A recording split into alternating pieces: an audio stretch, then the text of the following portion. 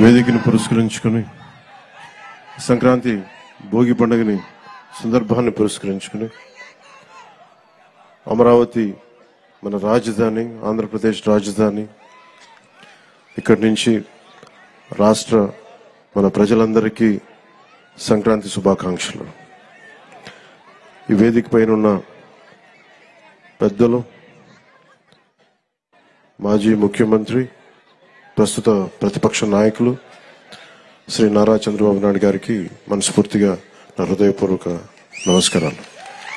ఈ వేదిక పైన ఉన్న తెలుగుదేశం నాయకులకి, పెద్దలకి, జనసేన నాయకులకి, ప్రతి ఒక్కరికి పేరు పేరున హృదయపూర్వక నమస్కారాలు, సంక్రాంతి శుభాకాంక్షలు.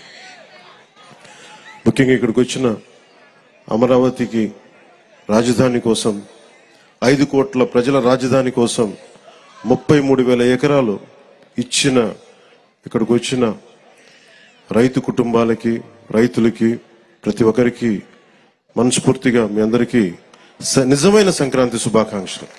గత 4 సంవత్సరాలుగా ఈ రాష్ట్రానికి పీడ పట్టింది.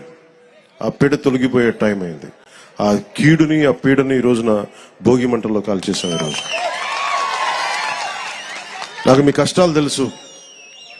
ఆ రోజున మన పార్టీ ఆఫీసుకు కూడా మీరు వచ్చి మీ మీద దాడి జరిగి చాలా అనుచితంగా, దారుణంగా మిమ్మల్ని లాఠీలతో కొట్టి రైతాంగాన్ని చాలా చాలా బాధ గురిచేసి నాకు కలిచివేస్తుంది. ఈ రోజున తెలుగుదేశం కానీ జనసేన 2 కలిసి ఉన్నాయంటే మీ అందరి ఆవేదన, ఏడుపు ఆ రోజు నన్ను కలిచేసింది. మీ ఆకాంక్షల కోసం ఇందాక మాట్లాడుతూ ఉండగా, తల్లి ఎకరం ఇచ్చానన్నా, నేను ఉన్న ఎకరం కూడా పోగొట్టుకుని ఆడబిడ్డలను పెంచుకుంటా ఉన్నానంటే ఆ ఆడబిడ్డకి, ఆ అక్కకి, ఆ చెల్లికి నేను మాటిస్తున్నాను, అమ్మ మేము ఉన్నాం, మీరు ఇచ్చిన ఈ త్యాగం మేము మర్చిపోం. మీకు ఏ ఉద్దేశంగా కోసం అయితే ఇచ్చారో ఆ ఉద్దేశం సంపూర్ణంగా నెరవేర్చేలాగా మేము కృషి చేస్తాం. బంగారు రాజధాని నిర్మించుకుందాం ఇక్కడ. అలాగే మనం ప్రతిసారి, నేను ఒక్కటే కోరుకున్నా, ప్రతిసారి అదే సభాముఖంగా కూడా ఈ రోజున అదే మాట చెప్తా ఉన్నాను. ప్రతిసారి మీరు జై అమరావతి అన్నప్పుడల్లా ఒకటి గుర్తుపెట్టుకుని, మీరు ఆంధ్ర కోసం, మీరు 5 కోట్ల మంది ప్రజల కోసం మీరు ఈ రోజున రాజధాని ఇచ్చారు.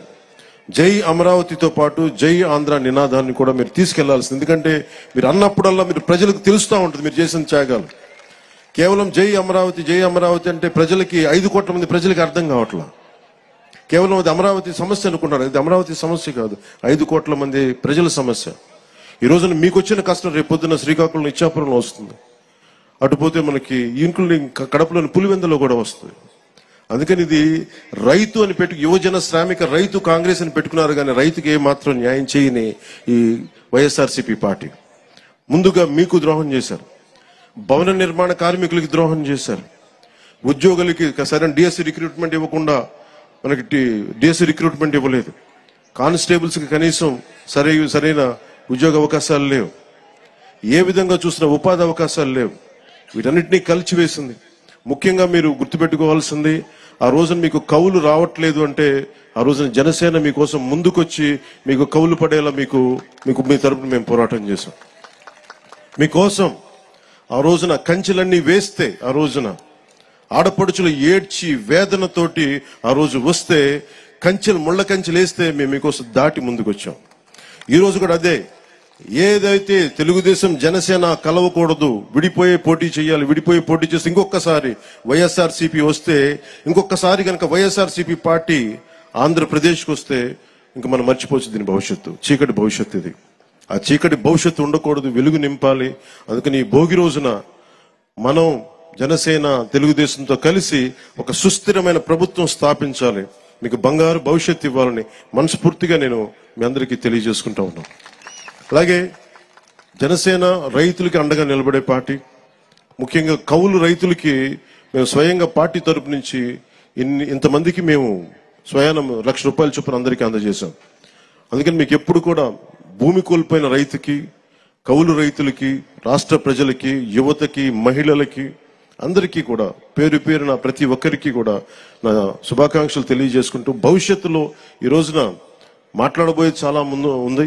అందుకని ప్రత్యేకంగా మీ అందరికీ శుభాకాంక్షలు తెలియజేసుకుంటూ, అలాగే అమరావతి వేదిక నుంచి కూడా మన తెలంగాణ ప్రజలందరికీ కూడా నేను సంక్రాంతి శుభాకాంక్షలు తెలియజేసుకుంటా ఉన్నా. తెలుగు ప్రజలు ఎక్కడున్నా, విదేశాల్లో ఉన్నా, కర్ణాటకలో ఉన్నా, తమిళనాడులో ఉన్నా, తెలుగు ప్రజలందరికీ, భారతదేశ ప్రజలందరికీ మన అమరావతి కేంద్రం, మన రాజధాని నుంచి వారందరికీ సంక్రాంతి శుభాకాంక్షలు తెలియజేసుకుంటూ, వచ్చే సంవత్సరం జనసేన తెలుగుదేశం ప్రభుత్వం తోటి అద్భుతంగా మనందరం ఇక్కడ సంక్రాంతి జరుపుకుందామని తెలియజేసుకుంటాం. అందరికీ మనస్ఫూర్తి అభినందనలు తెలియజేసుకుంటూ, ప్రతి ఒక్కరికి పేరు పేరున ధన్యవాదాలు తెలుపుకుంటూ, ఈ సంక్రాంతి మీకు ఇది క్రాంతి, మార్పుతో కూడిన, విప్లవంతో కూడిన సంక్రాంతి. ఇది మీ అందరికీ వెలుగులు నింపాలని, కాంతితో పాటు క్రాంతి కూడా రావాలని మనస్ఫూర్తిగా కోరుకుంటూ సెలవు తీసుకున్నాను. జై ఆంధ్ర, జై భారత్, జై హింద్. ధన్యవాదాలు పవన్ కళ్యాణ్ గారికి.